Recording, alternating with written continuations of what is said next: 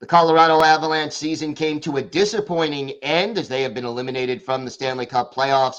Kyle Sullivan of Locked On Avalanche joins us to discuss what went wrong and what changes we can expect in Denver this offseason. All that and more on today's Locked On NHL podcast.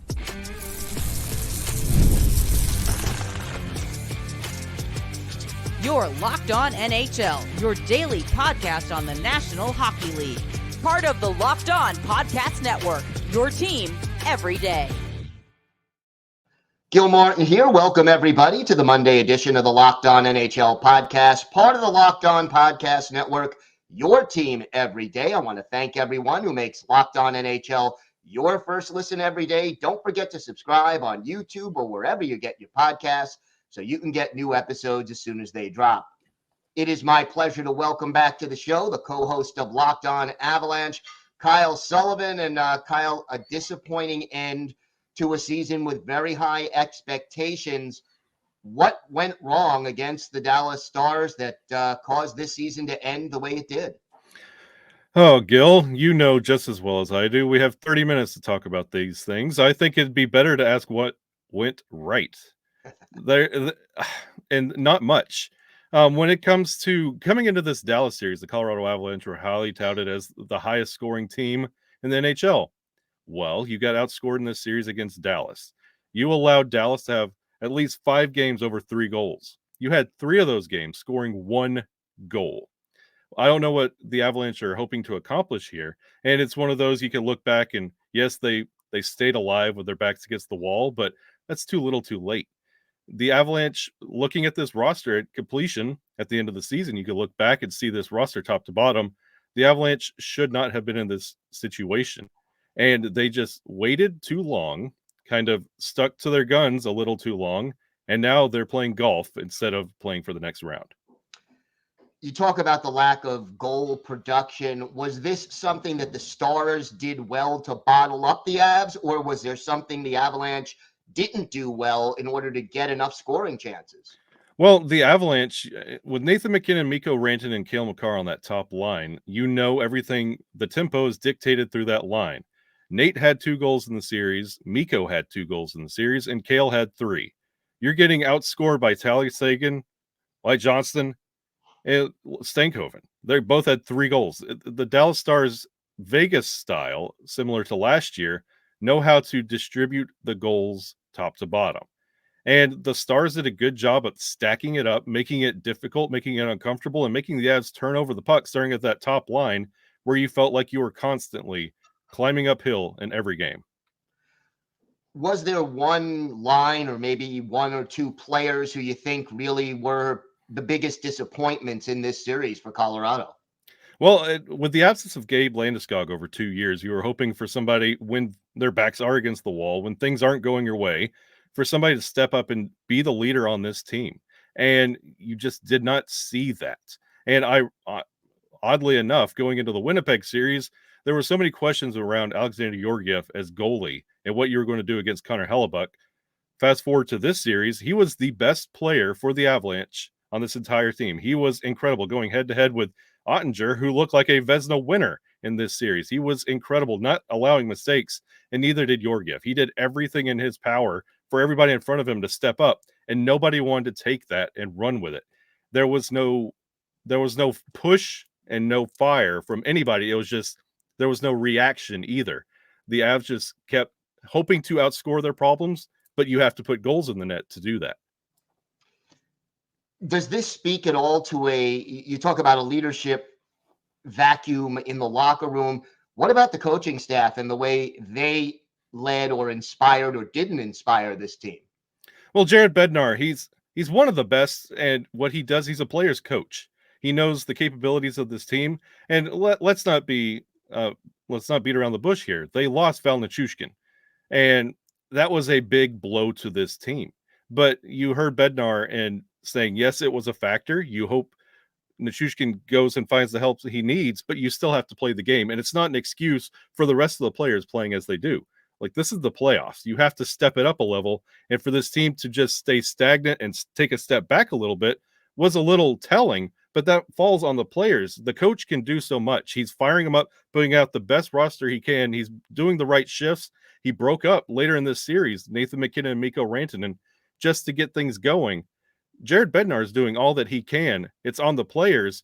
Without a captain, you have to step up and eventually play for the name on the front of the jersey, because at the end of the day, you're just seeing the names walking off, and those are the ones that are held accountable. You mentioned Landeskog. What is his future like? Do you expect him to be ready to play in the fall, or how serious going forward is this injury going to be? Well, it's serious enough for this to be year 3 going into next year on, is he capable of returning to NHL action? You've been seeing little clips, little 5 to 10 second clips out on social media of him making skates and cuts, and everybody is analyzing. Everybody's become a doctor through this whole Gabe Landeskog situation on, is he ready? And the timetable was he would be ready for the playoffs, but of course, there's no point of bringing Gabe Landeskog back for playoff action. You're waiting till next year. It's interesting to see. And again, like I mentioned with Valeri Nichushkin, the Avs don't have a lot of money to put a team back together for this upcoming year. So what are you going to do with Nichushkin money? And if Gabe comes back, you have to pay him to play. And what are you going to do with that money as well? There's a lot of questions coming up for this Avalanche team. And is Gabe Landeskog going to be a part of, is it a nice story, or do you want to win a championship? If you're going to win a championship without Gabe Landeskog, you need a new leader to step in and take that C and be the guy sort of holding this team together. Who on this roster do you think would be a candidate to do it, and why weren't they able to do it this past playoff series? Well, it's one of those that they've gone without putting a C on a jersey for a reason, out of respect to Landeskog. But this is a subject that has to be addressed going into the season. And the answer is Nathan McKinnon, and has been Nathan McKinnon. He has been, admirably saying, Gabe is our captain. Well, you got bounced to Seattle in round 1 last year. You got bounced to Dallas in round 2. Eventually, somebody's going to have to be taking over the leadership, and it's Nathan McKinnon. You've been here. You won the cup for us in 22.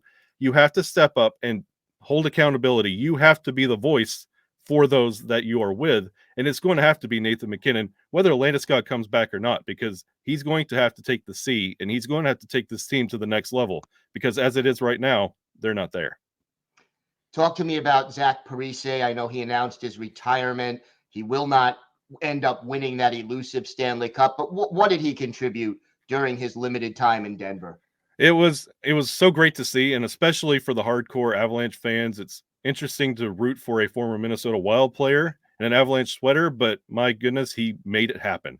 He was a respectable hockey IQ force out there, and an idol to Casey Middlestead, who is a member of the Avalanche now, and it was cool to see that dynamic working out on the ice. And it was one of those that the team wanted to win one for Parise the more it went. And like I said, he's a former rival. He was not well liked in Avalanche circles. And for him to be one of those, we got to win one for Parise, that shows you how much he won over the team and the fan base. Obviously, you mentioned the salary cap crunch. What changes do you expect this offseason? How do the Avs deal with that? Oh, it's going to be interesting.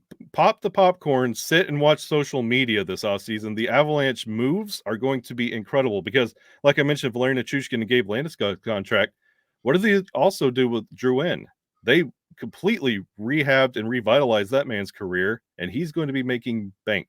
What are you going to do with Casey Middlestead? He was also finally a 2C on the Colorado Avalanche. Who would have thought? They have one of those as well. What do you do with the money there? You don't have a lot of money to throw around right now. Jack Johnson wants to come back. He was incredible all year long. The Avalanche have a lot of question marks and not a lot of money to answer those questions. So do they address it in the draft or in moves? Time will tell. Going to be an interesting offseason, no question about that. I know you and your co-host will have that covered every step of the way. Kyle, why don't you tell our viewers and our listeners where they could find the podcast and where they could find you and your co-host on social media?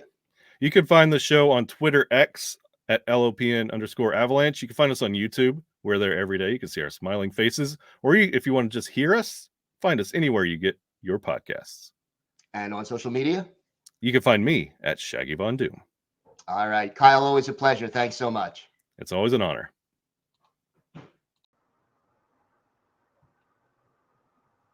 Today's episode is brought to you by Policygenius. Policygenius is the country's leading online insurance marketplace. It saves you time and money so you can provide your family with a financial safety net starting today. With Policygenius, you can find life insurance policies that start at just $292 per year for $1 million worth of coverage. Some options offer same-day approval and avoid unnecessary medical exams.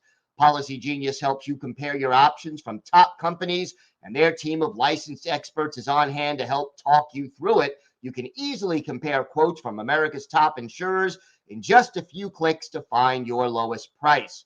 Check life insurance off your to-do list in no time with Policygenius. Head to policygenius.com/LockedOnNHL or click in the link in the description to get your free life insurance quotes and see how much you could save. That's policygenius.com/LockedOnNHL, policygenius.com/LockedOnNHL.